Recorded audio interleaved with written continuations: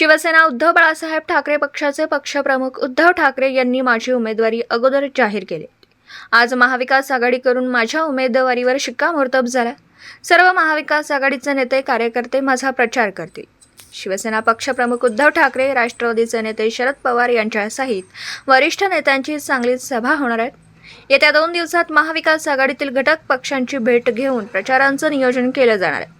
पूर्वी देखील मी विशाल पाटील यांना आवाहन केलं होतं की विशाल पाटील यांना जरी उमेदवारी जाहीर झाली तर मी त्यांचा प्रचार करीन।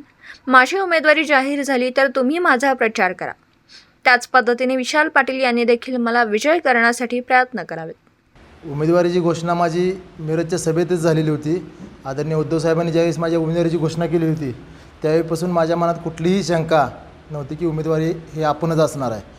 त्यामुळे आज महाविकास आघाडीत मार्फत घोषणा झालेली आहे आणि आज मित्रपक्ष असतील प्रत्येकाची अपेक्षा होती की ही जागा आमच्या घटक पक्षांना मिळावी, पण आज महाविकास आघाडीकडून अधिकृत उमेदवारीची घोषणा झालेली आहे। त्यामुळे आता महाविकास आघाडी म्हणून आम्ही सर्वजण एकत्र काम करणार आहोत आणि ह्या निवडणुकीला समोर जाणार आहे। प्रचारात कुठले मुद्दे असणार आहेत किंवा कशा पद्धतीनं एकंदरीत खासदारांच्यावरती नाराजीचा जो मुद्दा आहे? आज आपण विकास कामांवर बोलू। आजचा महत्त्वाचा मुद्दा आजच्या आपण जर आज आपल्या सांगली लोकसभा मतदारसंघाचा विचार केला, अजून मे महिना येणार आहे, पण आजच्या दिवसाची अवस्था अशी आपल्या जिल्ह्यातली 84 गावांना टँकरनं पाणी पुरवठा चालू आहे।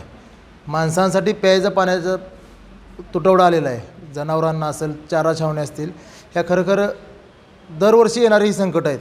ह्या संकटांना सर्व ज्या योजना आहेत त्या पूर्णत्वास नेणं हे खरं माझ्यासमोर सर्वात मोठं आव्हान असणार आहे आणि ते येणाऱ्या काळामध्ये ते आपण प्रामुख्यानं पहिल्यांदा पाण्याचा प्रश्न सोडवण्यासाठी प्रयत्न करणार आहोत।